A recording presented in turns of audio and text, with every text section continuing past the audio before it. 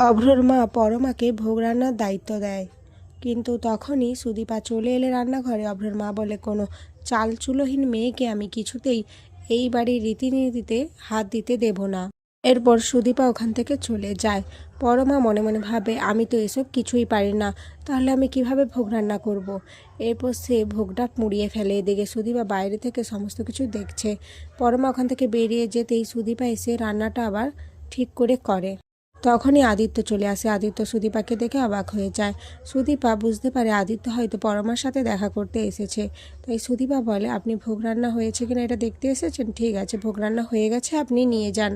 আদিত্য বুঝতে পারে সুদীপা ইচ্ছে করে কথাটা ঘুরিয়ে দিয়েছে, তাই আদিত্য আর কথাটা বাড়ালো না। এরপর আদিত্য ভোগটা নিয়ে যায়।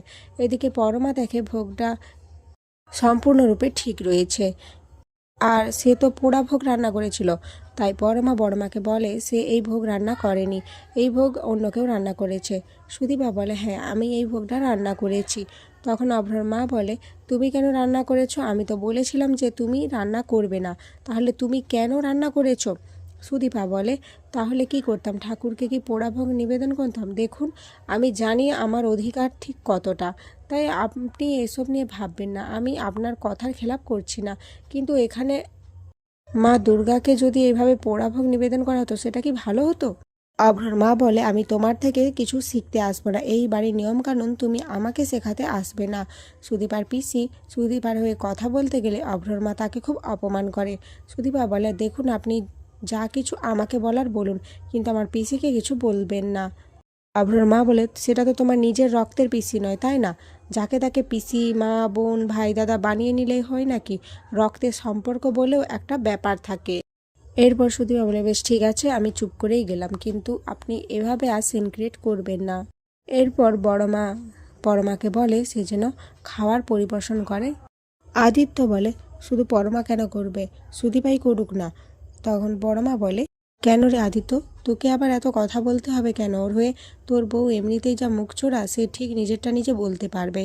এরপর আদিত্যর মাও রিকোয়েস্ট করলে বড়মা রাজি হয়ে যায়। এরপর সুদীপা আর পরমা দুজন মিলে খাবার দিতে থাকে। একজনের কাছে এসে পরমা বলে, এ কি, আপনার হাতে তো আঘাত লেগেছে, আপনি খাবেন কি করে? তখনই সে মুখ তোলে, আর দেখা যায় সেটা ছিল রূপা। রূপা সুদীপাকে দেখে অবাক হয়ে যায় আর মা বলে ডেকে ওঠে। এরপর সুদীপা বলে, আপনার হাতে তো চোট লেগেছে, আমি আপনাকে খাইয়ে দিচ্ছি। এরপর পরমা থালাটা ধরে রাখে আর সুদীপা সেখান থেকে খাবার নিয়ে রূপাকে খাওয়াতে থাকে। রূপা আগের কথাগুলো মনে করতে থাকে, কিভাবে ছোটবেলায় দীপা তাকে খাইয়ে দিত, কিভাবে ঘুম পাড়িয়ে দিত, এগুলো মনে করতে থাকে আর খুব কষ্ট পেতে থাকে। তারপর মা মা বলে চিৎকার করে ওঠে। সুদীপা বলে, আপনার নিশ্চয়ই কোথাও সমস্যা হচ্ছে, আমি আপনার মা নই। তখন রূপা বলে, না, তুমিই আমার মা। এরপর রূপা ওখান থেকে চলে যায়। পরমা বলে, আমার মনে হয় ওনার মেন্টাল কন্ডিশন একটু খারাপ, তো তাই হয়তো ভুলভাল বকছে।